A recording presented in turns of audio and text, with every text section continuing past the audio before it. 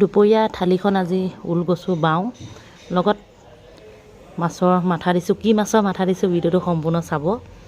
এইফালে তিতা কেৰেলা, বেঙেনা, আলু ৰেডি কৰি লোৱা হৈছে। পোহৰটো অকণমান দি দিছোঁ। আপোনালোকে চাই চাই গৈ থাকক মাথো। ঘিউ কচু বাওঁ এটা ৰেচিপি আপোনালোকলৈ লৈ আহিছোঁ। আশা ৰাখিছোঁ আপোনালোকে প্ৰথমবাৰ চাব আৰু হালধি, নিমখ, জলকীয়া, আদা, নহৰু, এয়া মাছৰ মূৰা কেইটামান, এয়া ঘিউ কচুখিনি সুন্দৰকৈ গুচাই কাটি ল'লোঁ। এইফালে কেৰাহীত তেল গৰম হৈ আছে। এতিয়া পিঁয়াজখিনি প্ৰথমে দি দিলোঁ।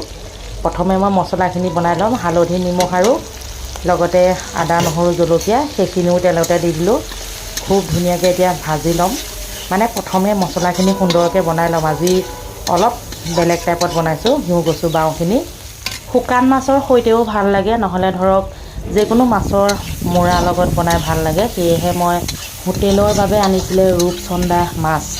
মাথাকেইটা বোলো সৰু সৰু মাথা, কিনো কৰিবি দে বুলি ইয়াতে মিশ্ৰণ কৰি দিম। এতিয়া প্ৰথমে মই কচুখিনি খুব ধুনীয়াকৈ ভাজি লওঁ। তাৰপৰা আপোনালোকে চাই থাকক, ইটোৰ পাছত সিটো মই দি যাম। আৰু লগতে শেষলৈকে চাব আৰু বৰ বিশেষ দীঘলীয়া ভিডিঅ' নহয়। এইকেইদিন যিহে গৰম, মানে দীঘলীয়াকৈ ভিডিঅ' বনাবই পৰা নাই। যি নহওক শ্বৰ্ট ভিডিঅ'সমূহকে দি আছোঁ। এয়া এতিয়া প্ৰায় আধা ভজা হৈছে আৰু মাছৰ মূৰাকেইটা মিশ্ৰণ কৰি দিছোঁ। এতিয়া খুব ধুনীয়াকৈ এতিয়া ঢাকি দিম, সিজিবলৈ দিম।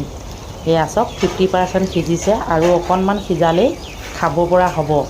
আপোনালোকৰ কেনেকুৱা লাগিছে জনাব দেই।